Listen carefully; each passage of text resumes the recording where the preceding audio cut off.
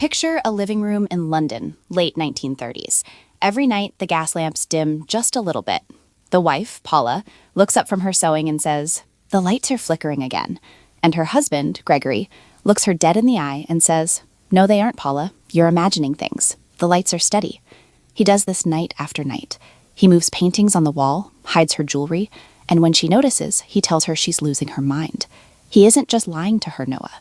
He is rewriting her reality until she doesn't trust her own senses. That is the origin of the term gaslighting, from the 1938 play Gaslight. And today, nearly a century later, that specific kind of psychological erosion is happening in workplaces, relationships, and online spaces everywhere. And that is a terrifying place to start, but I think it's exactly where we need to be.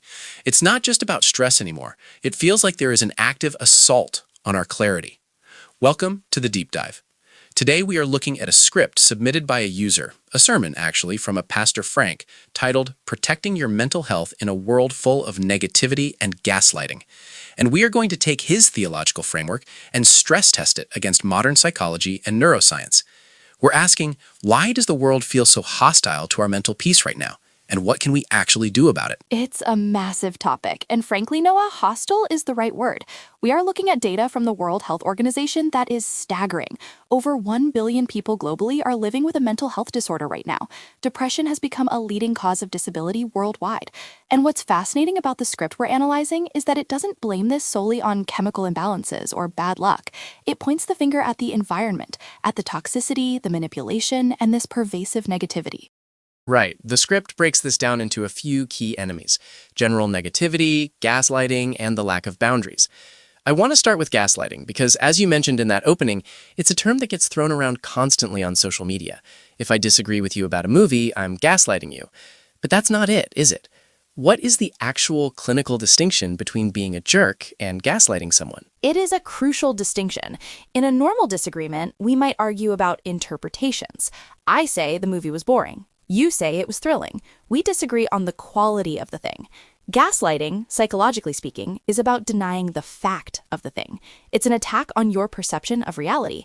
If we look at the psychological definition, the goal of the gaslighter isn't to win an argument. It is to create dependency. By destabilizing your confidence in your own memory, like Gregory did with the lights, the victim eventually outsources their reality testing to the abuser. They start thinking, "I must be crazy, so I have to trust what he says." That is so much darker than just lying. It's like hacking someone's operating system so they can't process data anymore. The script connects this directly to emotional exhaustion. It says, just because someone denies your truth does not mean your truth is false. That sounds great on a bumper sticker, but when you are in the middle of it, your brain is physically reacting, right? This isn't just a feelings issue. Oh, absolutely. It's physiological. When you are constantly second-guessing your reality, or when you are immersed in the kind of chronic negativity this script talks about, your brain changes shape. We have neuroscientific evidence showing that chronic stress and emotional abuse can actually shrink the prefrontal cortex. The prefrontal cortex, that's the CEO of the brain, right? The part that makes decisions? Exactly. It handles emotional regulation, logic, and planning. Chronic stress floods the brain with cortisol. Now, cortisol is useful in short bursts. It helps you run from a tiger. But when you're swimming in it because of a toxic boss or a manipulative partner, that cortisol becomes neurotoxic. It degrades the synaptic connections in the prefrontal cortex. At the same time, it strengthens the amygdala, which is the brain's fear center. So you end up with a brain that is hyper-reactive to threats, that has a diminished capacity to calm itself down. You literally lose the hardware required to be at peace. That explains so much about why people in these situations feel crazy or foggy. It's not a character flaw, it's biological damage. The script mentions that negativity is contagious, which I've always treated as a metaphor, but you're saying it's almost like a pathogen. It's very much like a pathogen. Humans have something called mirror neurons. We are wired to mimic the emotional states of those around us for survival.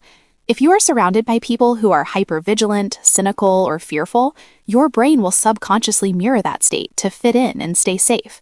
So when the script says, guard your mind like it's sacred, that isn't just spiritual advice. That is a biological imperative. You are trying to stop your amygdala from being hijacked by someone else's pathology. Okay, so let's pivot to the solution. because the script moves from the problem to a very specific set of strategies. It offers a mix of what I'd call hard boundaries and spiritual practices. Let's talk about the boundaries first. The phrase used is, "I'm not receiving that." It sounds simple, almost passive, but is there power in that passivity? It's actually the opposite of passive. In therapy, we might call this emotional detachment or gray rocking. The idea is that you stop providing the emotional fuel that the toxic person feeds on. But the script frames it as a boundary. I'm not receiving that. Psychologically, this is you manually overriding your mirror neurons. You are consciously deciding not to sync up with their chaos. It's an act of extreme cognitive effort.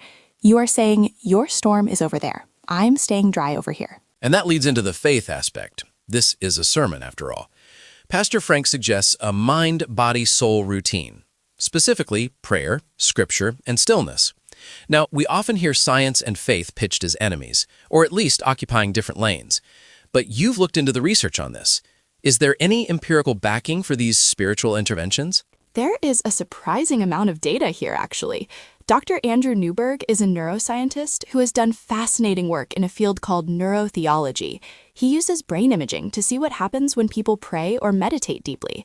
He found that intense prayer actually activates the prefrontal cortex. Remember, that's the part of the brain that chronic stress shrinks. Wait, so prayer effectively rebuilds the part of the brain that negativity destroys? In a way, yes. It increases blood flow to the areas responsible for focus and emotional regulation. Newberg's research also showed that it decreases activity in the parietal lobes, which are responsible for our sense of space and self-orientation. This is why people in deep prayer often feel a sense of oneness or a loss of self. They are quieting the part of the brain that constantly insists, I am here and I am separate. It creates a neurological state of connection and safety. That's wild. So when the script says, when you strengthen your soul, your mind stops shaking, that's not just poetry. It's describing a shift in neural activity. Exactly. But there is a massive caveat we have to mention. The type of faith matters. Research from Baylor University found that the benefits depend heavily on how you view God. If you have a secure attachment to God, meaning you view God as loving, collaborative, and safe, you see these massive reductions in anxiety.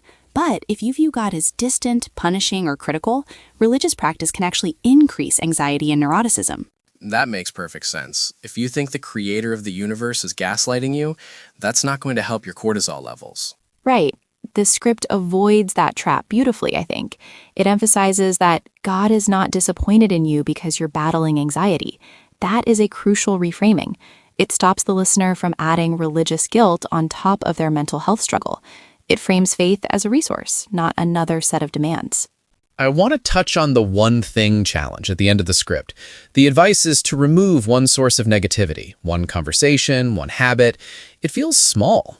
Given the scale of the crisis, 1 billion people suffering, is removing one toxic Instagram account really going to make a dent? It's the only thing that can make a dent. We often think we need to overhaul our entire lives to fix our mental health. But neuroscience tells us that the brain learns through repetition. If you remove one source of daily cortisol spikes, say doom scrolling for 20 minutes every morning, you aren't just saving 20 minutes. You are preventing the priming of your amygdala for the rest of the day. You are changing your baseline. So yes, it feels small, but the cumulative effect of reclaiming your attention is massive. It's about closing the windows so the gaslight can't get in. I love that. It turns the protection of your peace into an active discipline rather than just a defensive crouch. Eloise, this has been a fascinating look at how ancient spiritual practices and modern neuroscience are kind of arriving at the same conclusion. We are permeable. We let the world in, and we have to be much more careful about what we let in. We do, and I think the most hopeful takeaway is that your brain is plastic. It can heal. The damage from gaslighting or stress isn't permanent. If you change the inputs, if you bring in safety, connection, and truth, the biology follows. You can literally rewire yourself for peace. Rewire yourself for peace. That's the goal. Thank you, Eloise, for breaking this down with us. And to everyone listening, take that challenge seriously this week. Find that one thing you can remove and see what happens when you give your mind a little bit of breathing room. If you found this conversation helpful, send it to a friend who might need to hear it. Sometimes the best way to fight the noise is to share something true.